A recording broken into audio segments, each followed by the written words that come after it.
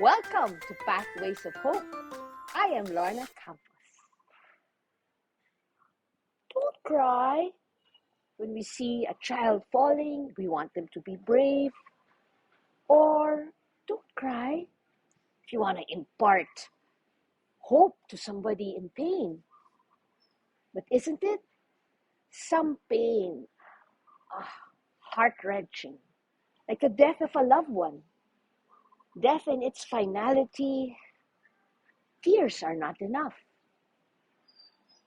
So I wonder, why in Luke 7:11-17, Jesus, taking a walk in his neighborhood, comes across a crowd and there's a mother, a widow, carrying the body of her one and only son. And Jesus' words to her, Don't cry. Don't cry. It says Jesus' heart went out to her. But he's saying don't cry. Where's the sympathy? The compassion, the empathy seems so heartless. But I don't think Jesus was saying crying is wrong. Because do you remember the shortest verse in the Bible? Jesus wept. He wept when he saw the body of his friend Lazarus. So what could Jesus have meant when he said, don't cry to this woman? I think he may have said, don't cry. He could have said other words like, there is a time to weep and a time to laugh, a time to mourn and a time to dance. He could have said many things. Rather, in this narrative, what Jesus did, his compassion moved him to action. Then he went up and touched the bier they were carrying him on, and the bearer stood still. He said, "Young man, I say to you, get up."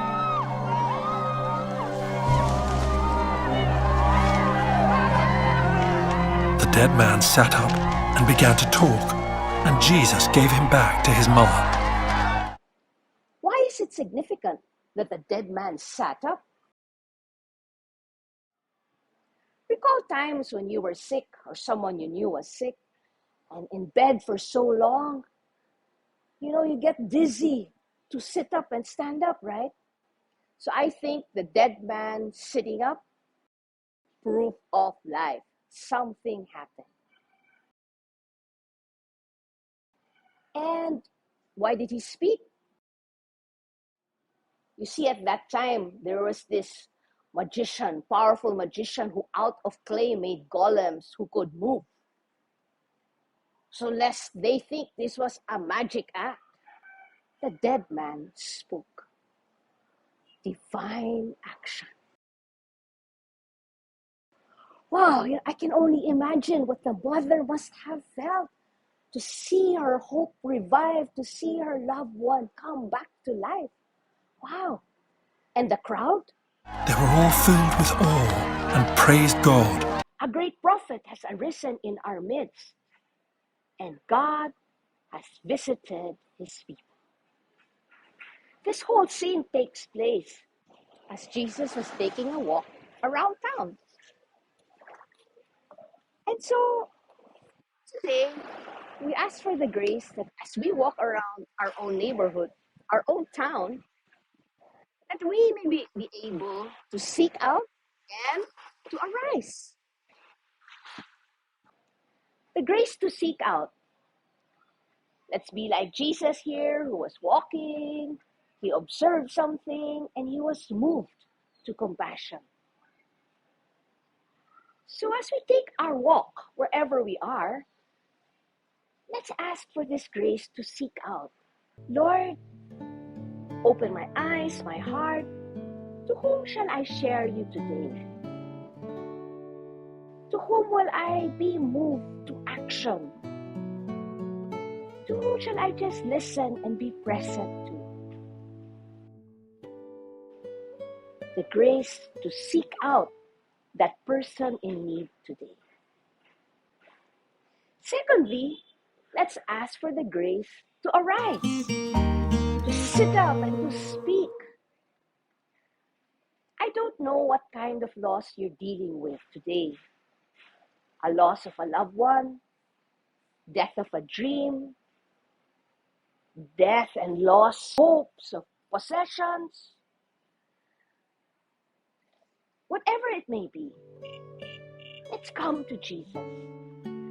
Let's ask Him to visit us and touch us today, because He wants to breathe life into us, to give us new energy, to give us a voice to speak once more with hope and joy. The grace to arise.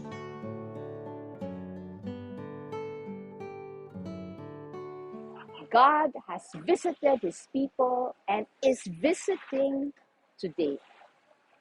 So for you and I, may He visit us in a special and unexpected way. God bless.